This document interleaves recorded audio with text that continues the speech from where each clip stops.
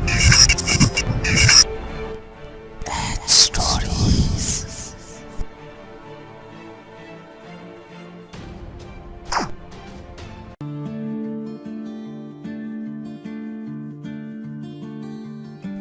میں اسلام سے پہلے جہاں ہر طرف برائیاں ہی برائیاں تھیں، وہاں کچھ اچھے لوگ بھی تھے، جن میں سے ایک حاتم بھی تھا۔ حاتم کے بارے میں بے شمار کہانیاں بیان کی گئی ہیں۔ اسلام میں حضرت عثمان رضی اللہ عنہ کی سخاوت مثالی ہے۔ ان کے بارے میں بے شمار واقعات مشہور ہیں۔ یہ حقیقت ہے کہ حضرت عثمان غنی کے مال وزرا اور عطایات و سخاوت کی وجہ سے اسلام کے پہلو میں بڑی سہولت پیدا ہوئی۔ حاتم کا تعلق طے نامی ایک قبیلے سے تھا۔ اس کی نسبت سے اسے حاتم طائی کہا جاتا ہے۔ وہ یمن کا حکمران تھا۔ یمن کا علاقہ عرب سے جڑا ہوا تھا۔ عرب پر ان دنوں نوفل نامی بادشاہ کی حکومت تھی۔ وہ حاتم کی سخاوت اور علاقے میں مقبولیت سے بہت پریشان تھا۔ اس کی سخاوت میں محض یمن کے لوگ ہی فائدہ نہیں اٹھاتے تھے، بلکہ اس تک پہنچ جانے والا ہر شخص اس کی سخاوت سے فائدہ اٹھا سکتا تھا۔ بہت سے لوگ تو محض اس کا امتحان لینے ہی اس کے پاس چلے جاتے اور وہ ہمیشہ ہر امتحان میں کامیاب ہوا۔ ایک مرتبہ کسی کو معلوم ہوا کہ حاتم طائی کا ذاتی استعمال کا گھوڑا بہت قیمتی ہے، کیوں نہ اس کو حاصل کیا جائے۔ چنانچہ ایک شخص اس کا امتحان لینے پہنچ گیا۔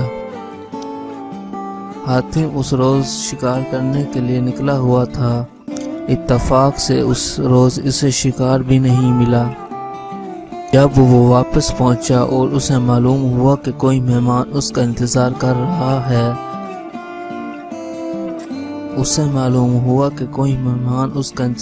رہا ہے تو اس نے اپنے ملازم سے کھانا تیار کرنے کا حکم دیا۔ سرکار، آج کھانے میں گوشت کا سالن نہیں بن سکے گا کیونکہ تازہ گوشت نہیں ہے۔ حاتم کی غیرت اس بات کو گوارا نہیں کر سکتی تھی کہ اس کے دسترخوان پر مہمان کے لیے گوشت کا سالن بھی نہ ہو۔ اس نے کہا، آج ہمارا محبوب گھوڑا ہی ذبح کر کے پکایا جائے۔ یہ فیصلہ ہوئے اسے شدید دکھ بھی ہو رہا تھا، مگر اس کے سوا کوئی چارہ بھی نہ تھا۔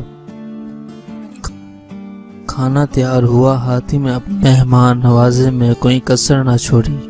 مہمان بھی بہت خوش تھا۔ صبح جب مہمان کے جانے کا وقت ہوا تو مہمان نے رخصت ہونے سے قبل اس کی مہمان نوازی کا شکریہ ادا کرتے ہوئے کہا کہ اس نے حاتم کی سخاوت کی بڑی شہرت سنی ہے۔ اگر وہ اپنا پسندیدہ گھوڑا بھی اسے عنایت کر دے تو بڑی بات ہوگی۔ حاتم اس کی یہ بات سن کر کچھ افسردہ ہوا، مگر پھر کہنے لگا، میرے معزز مہمان، یہ فرمائش اگر آپ گزشتہ سال سے پہلے ہی کر دیتے تو اس کی تعمیل ضرور کرتا، مگر اب یہ ممکن نہیں، کیونکہ میرا پسندیدہ گھوڑا اب آپ کے پیٹ میں پہنچ چکا ہے۔ اس کے ساتھ ہی اس نے ساری مجبوری بتائی۔ اشرفیوں سے بڑی تھیلی نذرانے کے طور پر دی۔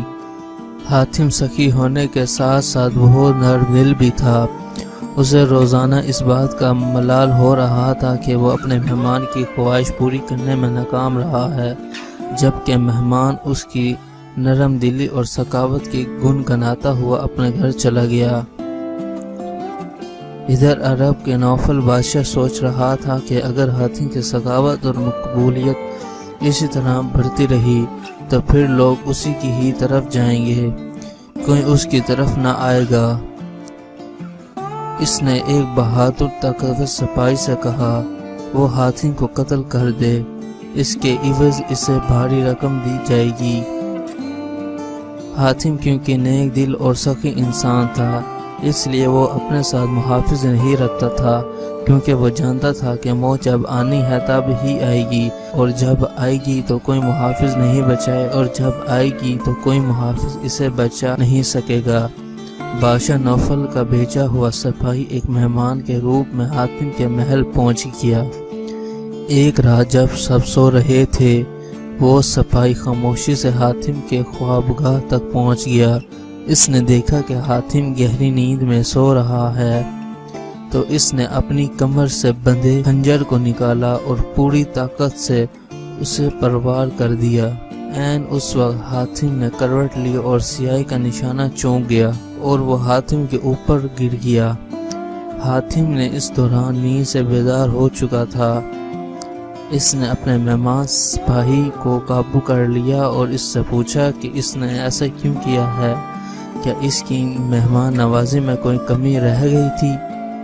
سپاہی نے حاتم کو صاف صاف بتا دیا وہ یہاں کس لیے آیا تھا۔